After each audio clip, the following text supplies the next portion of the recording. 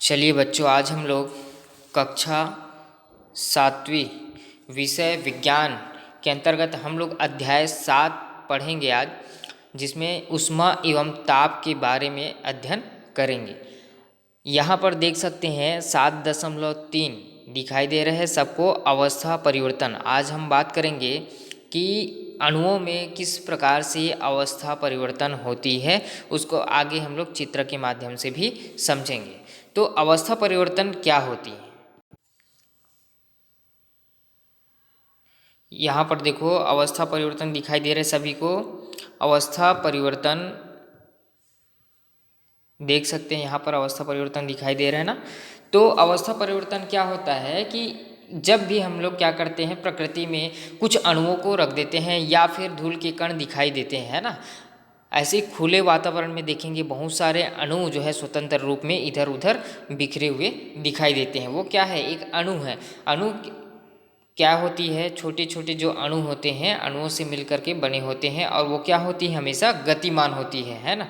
एक दूसरे जगह इधर उधर रहती हैं, तो ये क्या होती है, गतिमान होती है। और ठोस में अणु अपनी निश्चित स्थितियों पर नियमित क्रम में जमे रहते हैं। यदि हम बात करें ठोस अवस्था में, जैसे कि बर्फ को देखोगे तो उसमें जो अणु रहती हैं वो एकदम जो है करीब में, यानी कि पास पास जो है स्थित रह कर के अपनी जो है संरचना बनाते हैं, इस कारण उसे ठोस अवस्था कहा जाता है। और ये अणु अपनी माध्य स्थिति से, जो उनकी माध्य स्थिति रहती है, तो वो माध्य स्थिति के दोनों ओर कंपन करते हुए रहते हैं। अणुओं के बीच का जो आकर्षण रहता है, दोनों अणु एक और दूसरे अणु के बीच जो आकर्षण होता है, उसी आकर्षण को अंतराण्विक बल कहा जाता है। अंतराण्विक बल कहा जाता है ना। इस कारण उन्हें अपनी माध्य स्थिति को छोड़ने की स्वतंत्रता नहीं होती। इस कारण दोनों अणुओं के बीच आकर्षण बना हुआ रहता है और एक दूसरे से अलग नहीं हो पाते हैं।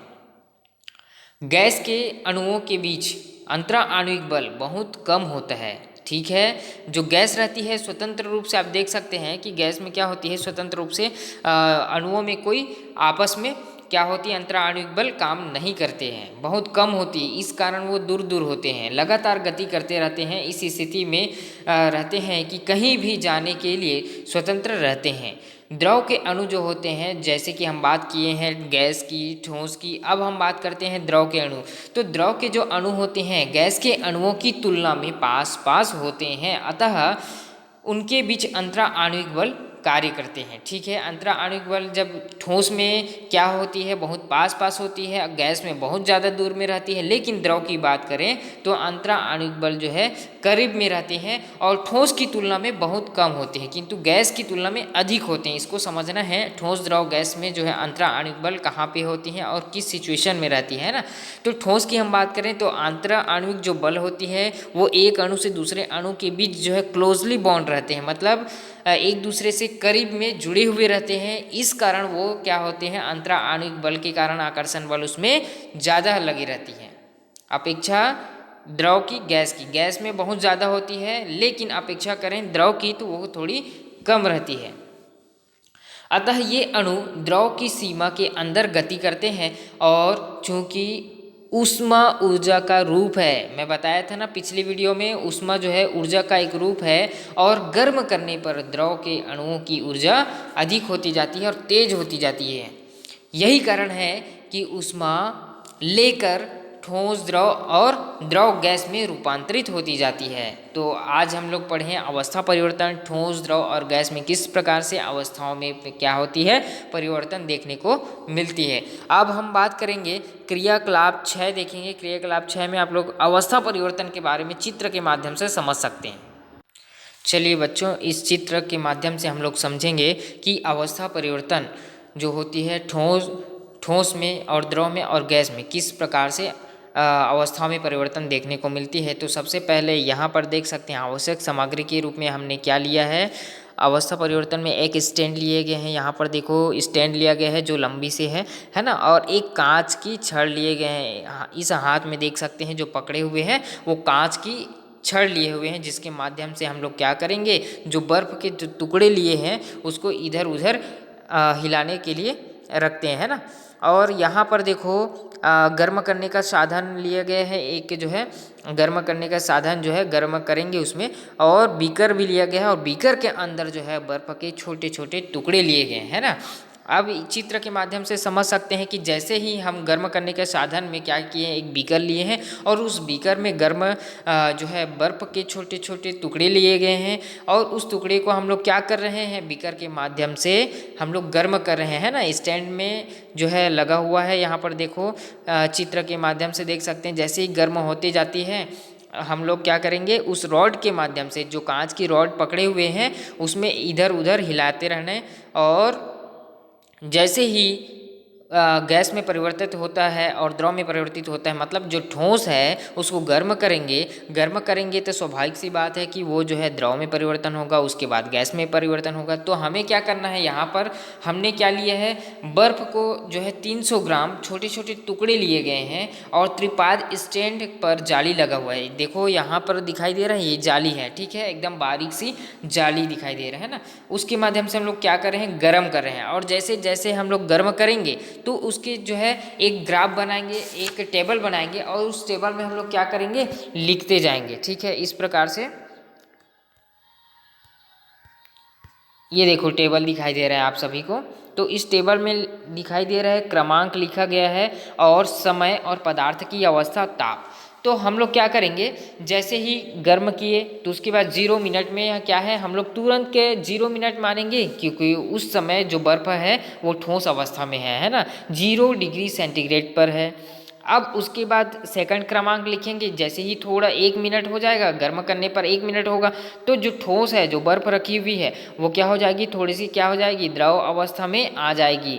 0 डिग्री सेंटीग्रेड ताप भी लिखते जाना है, और पदार्थ किस अवस्था में चेंज हो रहा है, परिवर्तन हो रहा है, उसको भी लिखेंगे। उसके बाद देखो दूसरे मिनट में क्या हो रहा है, 2 मिनट बाद हम लोग देखें तो उस प्रकार से उसमें भी क्या है, ठोस तथा कुछ द्रव की मात्रा नजर आई 0 डिग्री सेंटीग्रेड पर। उसी प्रकार 3 मिनट में हम लोग देखेंगे निरीक्षण करके, तो जो ठोस होती है वो ठोस क्या हो जाएगी, पूरी पूरी द्रव में कन्वर्ट हो जाएगी, द्रव अवस्था में परिवर्तन हो जाती है ना। उस प्रकार से हम लोग पाँचवें जो है मिनट में देखेंगे, 5वें मिनट में यानी कि 5 मिनट में देखेंगे तो क्या दिखाई देगा, अब जो है द्रव जो है गैस में परिवर्तित होते हुए नजर आएंगी। तो इस प्रकार हम क्या समझे आज कि अवस्था में परिवर्तन किस प्रकार से जो है अवस्थाओं में जो है परिवर्तन देखने को मिले, है ना। तो हमने क्या क्या देखा, जब तक कि संपूर्ण बर्फ न पिघल जाए, यानी कि 0 डिग्री सेंटीग्रेड पर क्या होती है, बर्फ पिघल जाती है ना। और बर्फ पिघलने के दौरान बर्फ को दी गई ऊष्मा कहाँ गई, हम लोग ऊष्मा तो दिए हैं, है ना, तो वह ऊष्मा कहाँ गई, वह ऊष्मा बर्फ की अवस्था में परिवर्तन हेतु व्यय हुई, है ना। हमने जो ऊष्मा दिए, गर्म किए उस बर्फ को पिघलाने के लिए, तो उसमें जो है पिघलाने में हम लोग क्या किए, उसमें व्यय किए, और ऊष्मा बर्फ के अंतरा आणविक बल को क्या किए, कमजोर कर दिए, है ना। इस निश्चित ताप को जिस पर कोई पदार्थ अपनी ठोस अवस्था से द्रव अवस्था में परिवर्तित होता है तो वो क्या कहलाता है बेटा, गलनांक। याद रखना, ये पॉइंट बहुत इंपॉर्टेंट है।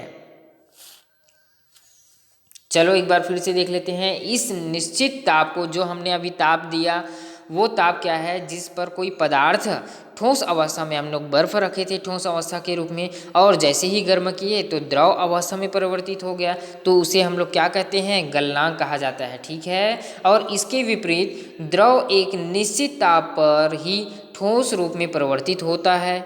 इस दौरान ऊष्मा निकलने पर भी उसका ताप स्थिर रहता है, तो जो उस पदार्थ का हिमांक कहलाता है। यहाँ पर गलनांक और हिमांक दोनों हम लोग पढ़ चुके, है ना।